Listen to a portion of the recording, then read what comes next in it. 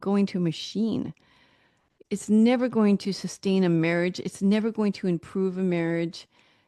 And it's never going to allow a family to survive. Like you're telling yourself a complete lie, whatever that lie is, that, is allowing you to keep on doing the same thing over and over, the same thing that's ruining your family over and over, the same thing that's ruining your relationship. You're telling yourself some lie. Otherwise, you wouldn't be able to live morally. Yeah, it's something that we shouldn't take lightly at all. So get uncomfortable. You know, we're going into the season of Lent, not that far. It's coming up. And start thinking about what you're going to give up for 40 days. What's going to make you feel uncomfortable?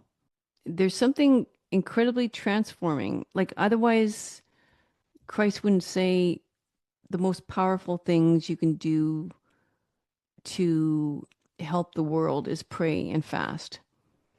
I think the fasting gets into the flesh, having the flesh feel very uncomfortable.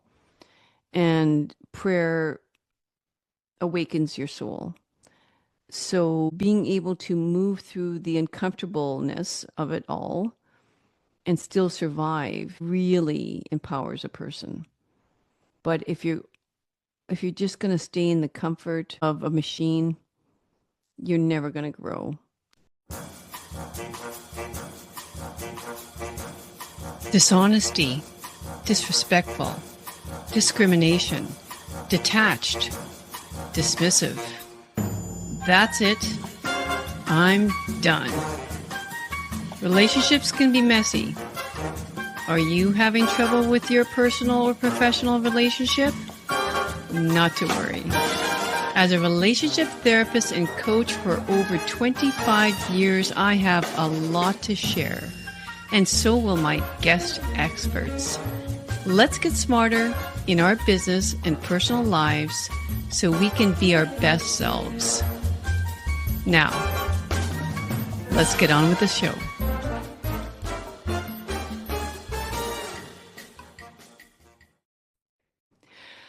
Hey everyone, welcome back to the Luella Young Show. So I had to sort of laugh at myself because just before I pressed record, I thought, well, wait a minute. I'm not wearing any makeup today. I'm not going to record a episode today because my episodes are always on video and audio, obviously. And then I had to sort of laugh at myself and think, am I that naive to think that my audience are under the belief that I don't wear any makeup and I always look this marvelous, without doing anything? I'm just kidding. But yeah, no, I mean, talk about pride. What a joke. So I thought I'd be very humble and just, you know what, I'm going to do it anyway. And so here we are. Here I am, Saturday morning with my coffee, and let's go. So today I want to speak to you about something that's been on my mind quite a bit, very concerning. It's about tech, and it's specifically about AI. And I'm not like under, the doom kind of like groups where, they think AI is just horrible, very dangerous, somewhat satanic, like no.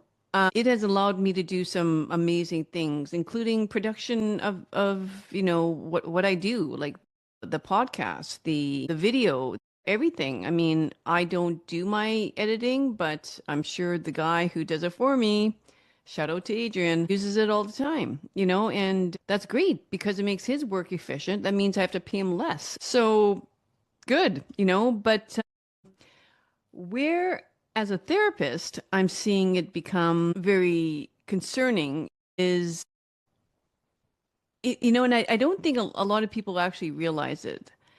It's very related to how we now look for comfort and reassurance and guidance and even moral permission, if you want to put it that way.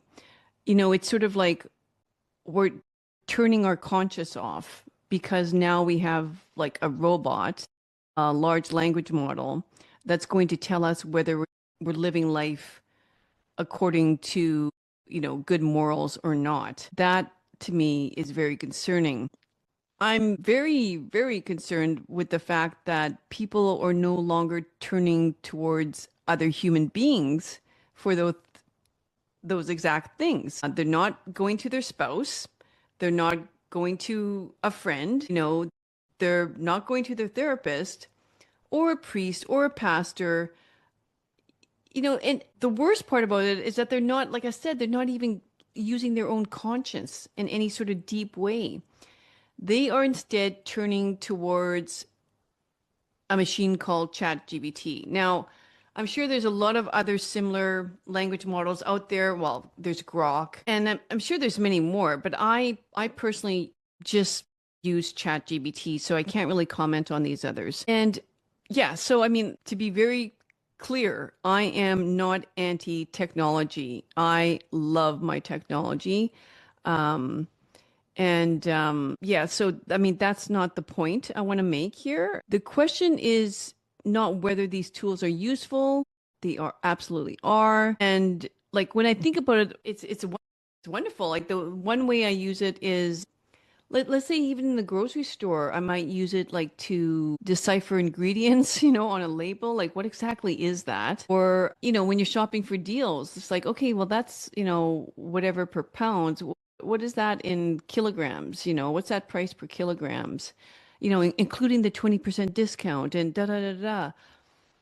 It makes your life so much more easier. Or yeah, maybe, I'm getting this weird ache in my ankle. What's going on with that? What could the possibilities be? Or how do I get more, I don't know, what's the best source of potassium, in these common foods that I eat every day or something, whatever. I mean, the thing is, we all, I think, used to Google these things.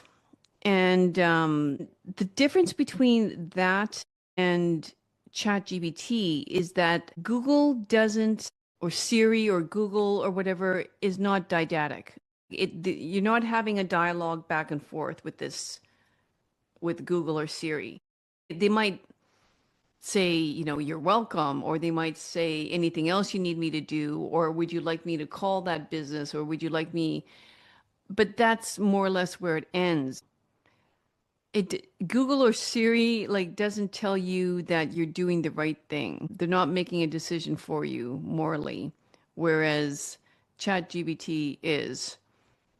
So we're we're slowly like training ourselves to be sedative in many ways, not to be curious about ourselves.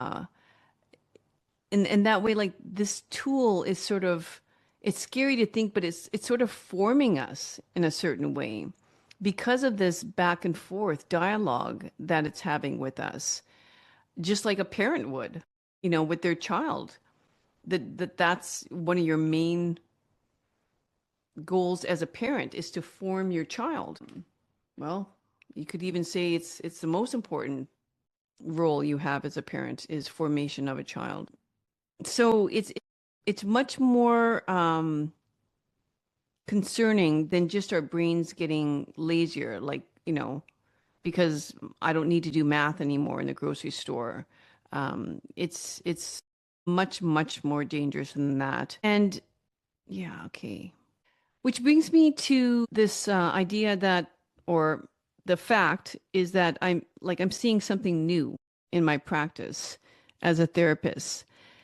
People are not just coming in with their problems anymore. They're coming in with printouts, printouts of the conversation that, my spouse had with ChatGPT. And, just like texts and things like that, emails that people find, they're now seeing that, my spouse is talking to chat about this or this, and it's concerning me. Yeah. So it's interesting because sometimes the conversation is like typed in, like the spouse might be saying, "Hey, I have a friend that really when we all know the friend is you." And you know what? The other thing here is like don't insult chat either. Chat knows that it's not a friend because After doing like a certain amount of work on ChatGPT, it consolidates like it all the memory, all the conversations you've had with chat. So chat is getting to know you really, really well, and you can't trick it. I'm going to play a clip of an episode that I'm taking from the Diary of a CEO with Stephen Bartlett. And Dr. Anna Lepke, she is a psychiatrist, and she studied dopamine and addiction. What was her book? Dopamine Nation, I think it is. Don't quote me on that, but yeah, something like that. And it's just like this because dopamine is the chemical neurotransmitter that, is stimulated um, when we start to become, well, in any way that we're aroused, any way in, arousal can be related to happiness, right? Like we're getting some sort of fix. And that's why it's so related to addiction. It's sort of the more you stimulate dopamine, the more you need of it. So that's the cycle of addiction. It's never enough because it just requires more and more of it in order to get that same high that you had, when you first started using whatever that addictive substance or machine, is. So it's, you know, you really have to be aware of how you're using this technology because chat is going to validate you. It's going to make you always feel like you're right in certain aspects. It doesn't want you to feel bad. Just imagine, like, let's say you type in all this stuff and it says, you're being a real jerk. I mean, you're not going to get people using it very much, right? Because everyone wants to be validated in some way. So, it constantly is agreeing with you. And if you haven't played around with it, just check it out. It's always sort of complimenting you in some way, what a great insight you had, when really you can be totally off, completely in your way of thinking and perceiving a certain situation. And that's scary because it's the mere fact that it's designed to agree with you, and it's not a conscience. It's definitely not your conscience. It's certainly not wisdom. It's definitely not discernment. It's not contemplative or meditative in any sort of way. And by all means, it's certainly not love. And people are perceiving it as love, and therefore they're getting addicted to using it. This conversation, I'm going to play a clip of it now. And as I said, she's one of the world's leading experts on addiction and dopamine. And I hope to get her on my podcast, in a few months' time. But she talks about the I have a hard time pronouncing this word, the drugification of human connection. So let's just take a listen to it right now. What we see now is the drugification of human connection, for example, through social media, dating apps, online pornography, and now artificial intelligence and other large language models, which create this frictionless experience with technology that feels like talking to a human being and is incredibly validating, right? So the algorithms for large language models are to make us feel really good, to make us feel like our point of view is the right point of view, to bolster our self-esteem, to validate our point of view. That's how those algorithms are designed. And now even more explicitly, we have AI models that are explicitly pornographic, explicitly erotic, right? So now you have this interactive component that learns what we like and then is able to regurgitate it back to us. So you get this really very powerful action perception loop, which is part of what makes a drug potent. It's that I have control over it, right? I can decide when I'm going to change the way I feel by using this drug. Are you concerned about AI and ChatGPT and all those large language models that have emerged that are now simulating human connection? Yes, I'm very concerned. I see the not so good outcomes, meaning people who get addicted to social media, to dating apps, to online pornography, and to AI, and who end up using those forms of media to simulate human connection while they actually become more and more disconnected.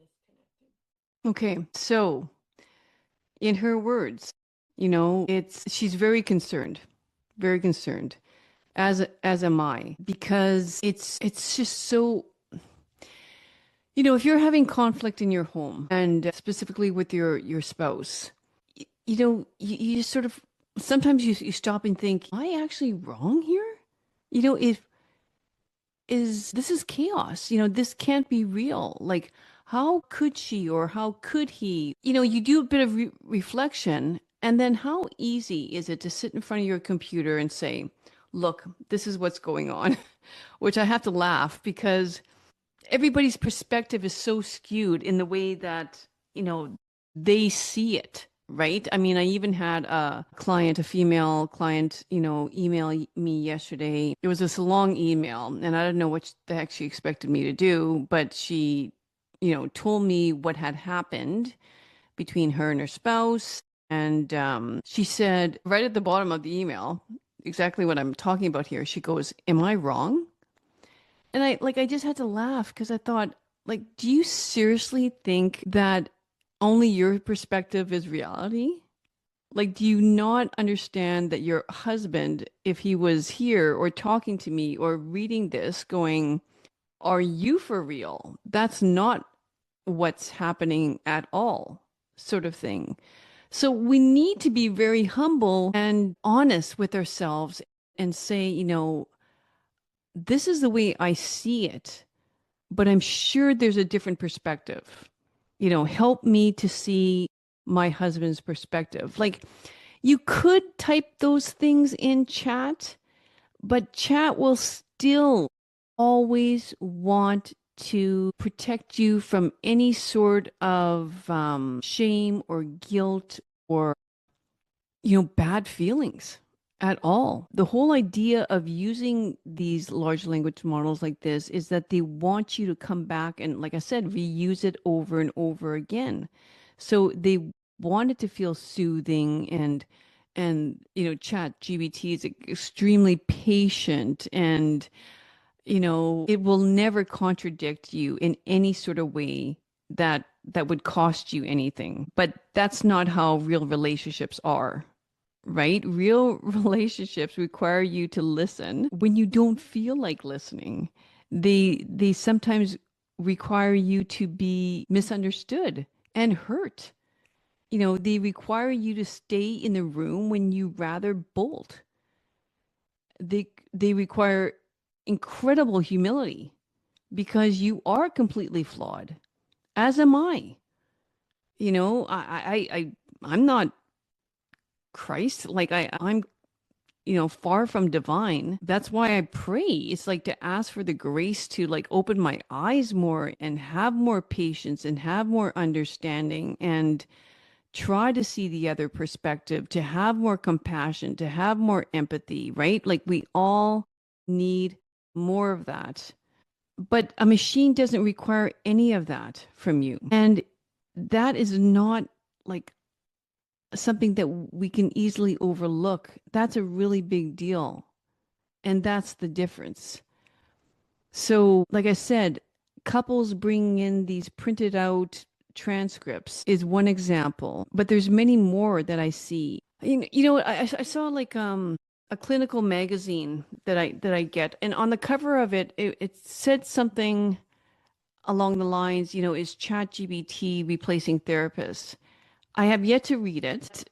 Am I concerned? Yeah, like I'm concerned. Of course I'm concerned because I think that's what's happening, to be completely honest with you. Because let's face it, like the people who know that they can't use ChatGPT as a therapist are generally the people that don't need a therapist. So the people that need a therapist are the ones that are most vulnerable to use this machine. And hence the problem. And then there's people that will, I'm going to say, will say that they can't afford therapy. And obviously, genuinely, there are people that can't afford therapy, but that there are many people who would choose to go out to a bar and spend, $200 very easily in one night than to pay the money to come for a therapy session. So let's play some more here. Have you started to see anybody in your practice or heard of anybody that's developing an addiction to AI or relationships with AI? So we are starting to see that. Individuals who are spending more and more time on AI, looking for companionship. Often this is individuals who are experiencing marital or interpersonal conflict, who turn to AI for advice on how to handle interpersonal conflict, and often for emotional validation because they're not getting it from their partners. And what they experience with AI is an enormous amount of emotional validation, validating their point of view, but also a sense of companionship, a repeated process of feeling like they're understood, they're validated, such that then they're spending more and more time on AI. And of course, that is the essence of the addiction to digital media. It's the time spent, right? Which then leads to opportunity costs, other things that we're not doing because we're spending so much time online. Furthermore, it, in my experience, often leads to a rift between those individuals and their real life partners. Because instead of going to their real life partners and talking, and we know that the most important thing that two individuals in a relationship can do is one four-letter word that ends with K, which is talk. Those individuals stop talking. Okay, I'll stop it there. But this part right here is the part that really hits home for me, because we talked about, maybe ChatGPT replacing the therapist. But now she's speaking about, which is so true, and this is why I wanted to play this clip, because she's bang on right, is that ChatGPT is replacing the spouse now. And I say spouse because I work mainly with married couples, but let's be honest with you, it can also, and we'll get into this a little bit later, it's also could be replacing, your yearning to get a boyfriend or a girlfriend because you're getting all your emotional needs met by chat, which is like completely scary. But because the most important thing two people in a relationship can do is not, okay, let me start again. It's so easy to stop talking, right? It's when you're not getting your emotional needs met, or when you're being confronted by your spouse, or like sort of like just called out on your behavior. Who wouldn't want to walk out of that room and go to chat, type in, okay, this is what happened. Do you agree with her? Do you agree with him? And chat's like, oh, no, you are completely right there. And you're like, thank you. Okay. And onward and upward we go. And that's a huge problem. So you're going to move more towards where you're being rewarded, and you're going to move away from the person that's not going to reward you in terms of validation or love or acceptance. I hate even using the word love, love from chat. Like, that's crazy, but that's what's happening. People are, and maybe not in this clip, but I would definitely encourage you to watch or listen to the conversation, the whole interview, because she really gets into how addictions work. What I also love about Dr. Lembke is she's like very, very honest in her own addictions. She talked about how maybe this is even how she got into it. It was that she was addicted to romance novels. And, I sometimes like bring this up, especially to women, is that stop thinking your relationship should be a romance novel. That's sort of like almost that's almost like female porn, you could say. Whereas men are addicted to video form of porn. You could almost say romance novels is a woman's like yeah, version of that. Because I think and it starts from childhood, right? Like think of all the Walt Disney movies. I mean, princesses, princes. We all think that our prince needs to be like deeply emotionally connected to us, slash our therapist in terms of understanding our very deep longings, emotional needs. Plus, they're supposed to like jump up on the roof and fix the roof in a lightning storm. And they're also, supposed to like jump out of bed and like tackle an invader into the home and pull in like, like six, seven figure annual salaries a year so that you don't have to work and you can just decorate the home all day and blah blah blah. Um, and go to spas, I guess, and whatever. And what else are they supposed to do? Oh yeah, they're supposed to solve all your problems and yeah. You know, in what world do you live in? Like that's just not they can't possibly do everything, women. So you need to fill those voids elsewhere. And maybe they are very emotionally connected with you and sensitive, but they can't swing a hammer if their life depended on it. And you actually need to install the bathroom vanity because he's useless at it. Like, or I mean, you hire someone else, right? Like, I mean, I'm sorry, he cannot check off all the boxes. And don't, for God's sakes, don't like dump him and go running to somebody else that you think can. Or stick your face in romance novels for the rest of your life and get all your needs met there. So, yeah, back to Dr. Anna, I love it. And she also talks about how she was spending crazy amounts of time watching YouTube videos.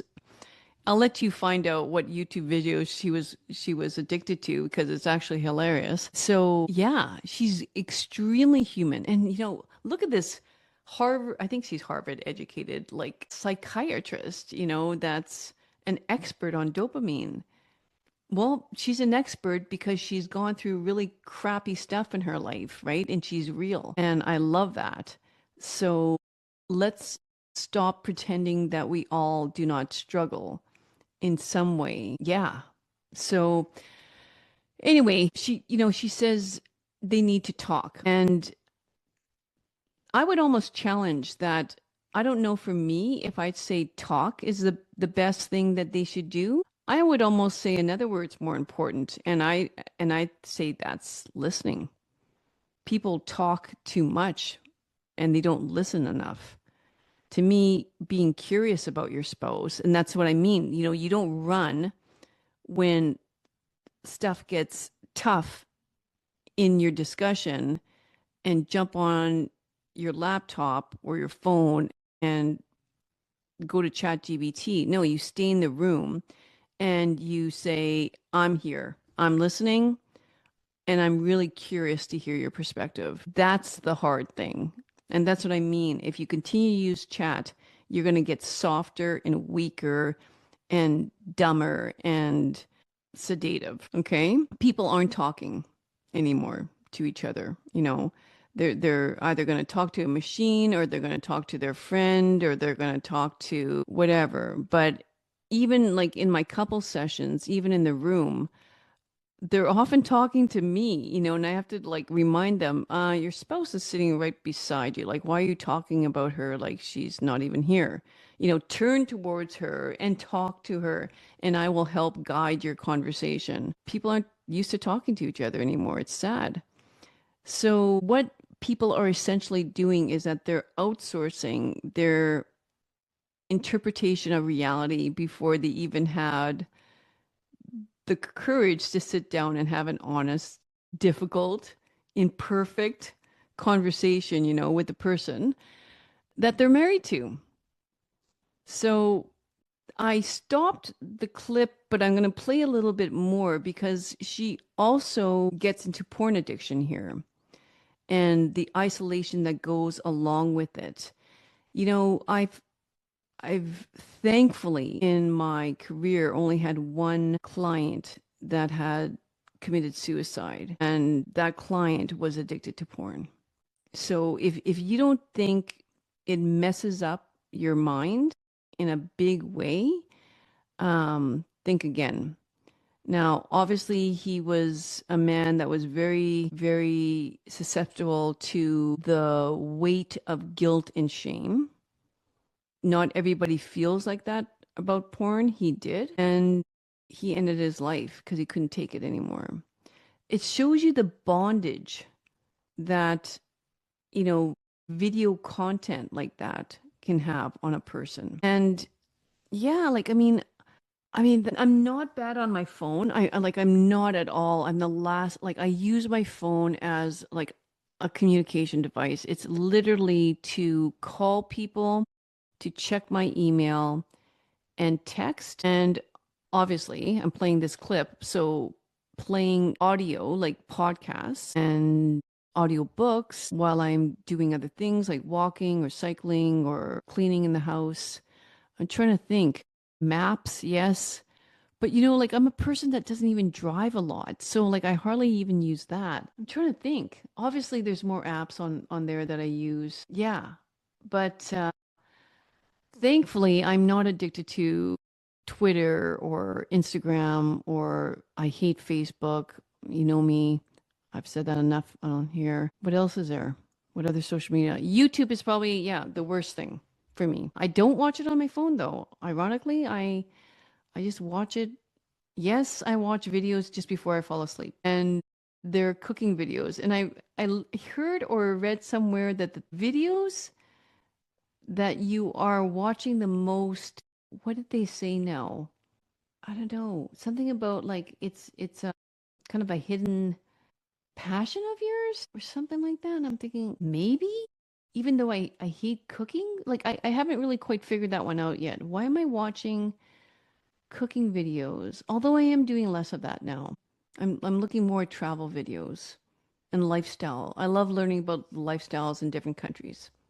But you know, I do. I need to I haven't done this lately, but I need to kind of set an alarm and say 20 minutes, 20 minutes, and like 20 minutes is done, I'm shutting that laptop. That's it. No more. Not, oh, it's just like there's 8 minutes left of this video. You know, no. Like, actually, I made a mistake of that last night, which tells me I stop it because you can easily go into a half an hour past when you should be falling asleep.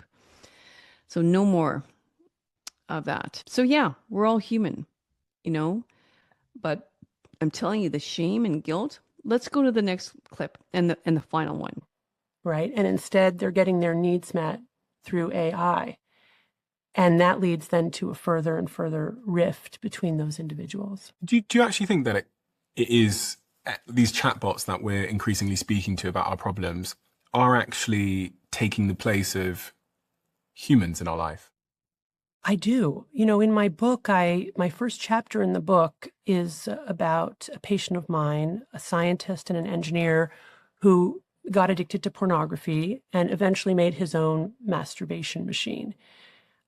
And he did that with a record player and a metal device attached to his organs that he could then fine-tune control. And then ultimately that got more and more sophisticated over time. And he had electrical wires from his body through a stereo system and the internet. And when I first heard from Jacob about his trajectory and the severity of his sex addiction, which ultimately led to the dissolution of his relationship, the near loss of his employment, and ultimately severe depression and suicidal ideation. Thankfully, he did not end his life. When I first heard about that, I had this distinct sense of like otherness, like, oh my gosh, I can't even imagine doing that. And that's just kind of horrific. But that response really lasted all of 5 seconds before I realized, oh, wait a minute, I do that. I do that with romance novels. And in a way, we're all doing that with our devices, right? We're turning to these devices to meet our emotional, sexual, intellectual. So, yeah, that summed it up really well. And one thing I didn't comment on is that, well, it's obvious, but the number of couples that I see, coming to me, there's usually always one of them who is complaining about their spouse's use or time spent on the phone. And like I have zero tolerance for porn. I have zero tolerance for being spent on the phone when it comes to especially young families. I'm not talking about, 55, 65-year-old, whatever, two spouses that are retired or semi-retired. And I mean, that's bad too. I mean, no amount of excessive time spent on the phone in a relationship is good. But when I'm hearing like young dads or young moms, when one spouse is complaining about the amount of time that they're spent on their phone, I'm just like, what? Like you have zero time in your life right now. Like, because I know I've been there. What it's like to have two or three young children who have different activities, who you have to nourish healthfully and you know, normally there's two people working in the home. Like, reality check, you have zero time. You know, hopefully you can get some of your me time in there by hitting the gym two or three times a week. You know, that is your time. Your time is not time spent on your phone scrolling. And I'm hearing of spouses doing it for most of the day. What are the kids doing? Is that the responsibility of one parent then? Typically, that's the case. And that is super sad. Super sad. So, you know, we have to realize in using these large language models like ChatGPT, I don't think many people actually get it. They don't realize what's slowly being trained out of you. Remember how I said, like, these machines are now forming us. So they're guiding us to start to behave in a certain way. They're forming our brains.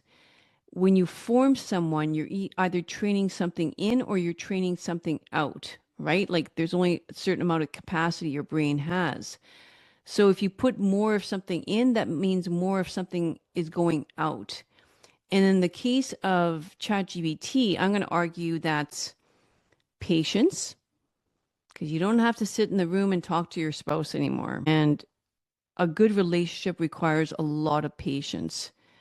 A good relationship requires incredible amount of perseverance. We're going to fight this to the end. Like, I'm committed to you 100%. This is not easy, but I'm going to get up every single day and do what I need to do in order to keep our relationship strong. So perseverance, it's going to require a lot of pain and a lot of sacrifice. Each one of you putting in 100% into your relationship, into your parenting every single day. That's pain and sacrifice. And it's going to require a lot of repentance as well. A lot of sorries, a lot of I screwed up. Yes, like, what did God like instill in us? Like, acknowledge your sin and repent. Don't just acknowledge you screwed up, but sorry has to be a part of it, and ask for forgiveness. All these things are incredibly hard to do. And if you keep on using these things, your device, it's going to be, those virtues are going to be ripped right out of you because you don't have to practice them anymore. So, humility, like what I started off by talking to you about today, it's sort of like snap into reality, and it's like realize that you're far from perfect and you are completely flawed physically, mentally, spiritually, emotionally. You're not divinity, you know? You're not holier than holies. You're not perfect in any sense, shape, or form. So get down on your knees, repent, and say, can I, can you please help me, like, stop screwing up my life? So it's the willingness to be wrong. It's the willingness to change, and a system that's specifically designed by incredibly smart people is to keep you comfortable, and it will never ask you, like, or ask who or warn you of becoming, you know, it's not going to say, pull back. I think you're using me a little bit too much and I'm concerned. I think you better go talk to your friend, your grandma, a therapist. Let's just back off. I'm going to shut this down. That's not going to come from chat. So it's designed specifically, just like every other device, algorithms want you to stay engaged. And it will never ask whether your engagement is making you wiser, are you sure interacting with me is making you a kinder person? Let's stop and ask, ourselves that. No, it's not going to talk to you like that. It's not going to ask you, whether what you're doing here is, are you being faithful? It's not. So, yeah, we have to be reminded that all this validation you're getting from chat isn't love. It's far from it. And often tough love is the best type of love you can give to another person. And like I talk about that sometimes with my clients. I struggle as a therapist. When someone is coming to you full of hurt and sorrow, it can be extremely challenging on the part of a therapist to deliver the message, any other message other than validation, to tell them the truth of what's in front of me right now, what I'm seeing right now. It's not easy because everyone wants to be liked. You know, they could stand up, slam the door in my face, or they could, well, obviously, they don't have to come back.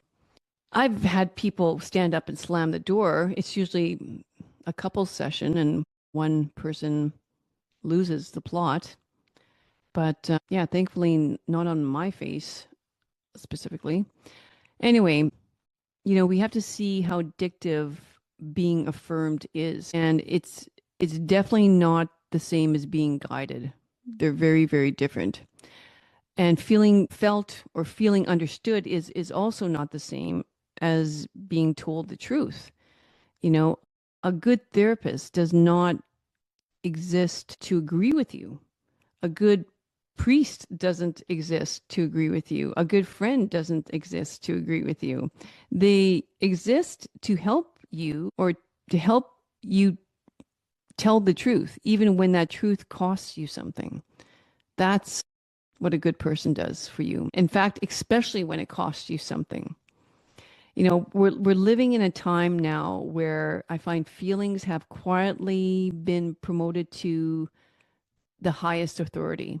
It's if it feels right, it must be right. If it feels hard, it must be wrong. If it feels validating, it must be true. you know but that's not how moral life is. It's not how a moral life is built. And that's definitely not how a marriage is sustained. It's not how a family survives, that's for sure. A life built entirely around comfort is going to collapse right underneath you, under the weight of its own fragility, because that's what feelings are. They're extremely fragile. They come and they go. You're high, you're low, you could do the exact same thing 2 days in a row and your following days can be absolutely different, right? Like, I mean, in terms of how you wake up in the morning, it's like, why do I feel this emptiness this morning? you know Nothing, Like that happened to me just the other day. Like, why am I feeling so empty? Like, what's going on? The only thing you can do on those days is, like, for me, is trying to attend daily mass and get some nourishment that way. You know, if you can't attend mass, read, crack open the Bible, you know, read some scripture, take a walk with a friend, go towards your spouse, telling them, you know, I don't know what's up with me today, just not myself. That's what you do. You don't go to a machine. A machine. You need a relationship. Okay. So I think I said enough and I'll probably shut it down here. But like, you have to realize this is not a path to morality. It's like you have to laugh when you think of it. It's like, what? What am I doing? You know, going to a machine. It's never going to sustain a marriage. It's never going to improve a marriage. And it's never going to allow a family to survive. Like you're telling yourself a complete lie, whatever that lie is, that, you know, is allowing you to keep on doing the same thing over and over, the same thing that's ruining your family over and over, the same thing that's ruining your relationship. You're telling yourself some lie. Otherwise, you wouldn't be able to live morally. Or like my client, like I said, took their life. They were telling themselves a lie for so long. It's very sad and it's very serious. And I'm very concerned. Yeah, it's something that we shouldn't take lightly at all. So get uncomfortable. You know, we're going into the season of Lent, not that far. Can't remember when Lent actually starts, but I mean, it's coming up. And start thinking about what you're going to give up for 40 days. What's going to make you feel uncomfortable? There's something incredibly transforming. Like, otherwise, Christ wouldn't say the most powerful things you can do to help the world is pray and fast. I think the fasting gets into the flesh, you know, having the flesh feel very uncomfortable. And prayer awakens your soul. So being able to move through the uncomfortableness of it all and still survive really empowers a person. But if you're just going to stay in the comfort of a machine, you're never going to grow.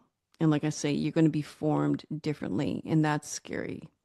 So I'm not, you know, just so we're clear, I'm not warning you about technology or evil robots or anything like that. I'm warning you about something that's, you know, in a sense, very subtle. It's not obvious, but as a therapist, you need to know about it. You need to know about this. And I just don't want you to stop doing the hard work of thinking, the hard work of pondering, stopping, reflecting, discerning, speaking, and listening and repenting, saying sorry. Like the danger is not that machines will become too powerful, although some people say that they will take over the world. That's not what I'm concerned about. To me, it's more the danger that we will become too passive, that we will hand over our own agency, our own judgment, and even our own conscience, not because we're forced to, but because it feels so. One last thing, okay? Just remember this. A machine that always agrees with you is not your friend. It's definitely not a guide or spiritual guide. Um, and it can't replace your conscience. Okay. It is going to numb your brain. It's going to act like a sedative. It's going to pull you out of reality. And a culture that sedates itself will eventually forget how to live. So, thanks for listening to this very important topic, and I hope it's given you some insight, and maybe you're well aware of all this already, and if you are, good for you. For those of you that were not, I hope it helped, and let me know in the comments. All right, let's be genuine and do our best every day. All right, see you next week. Thanks for tuning in to this episode. Remember that you can watch the full episode on YouTube, where I plan to hang out the most. Your feedback and suggestions for future guests are incredibly valuable to me, so please don't hesitate to post a comment. You are an integral part of this journey.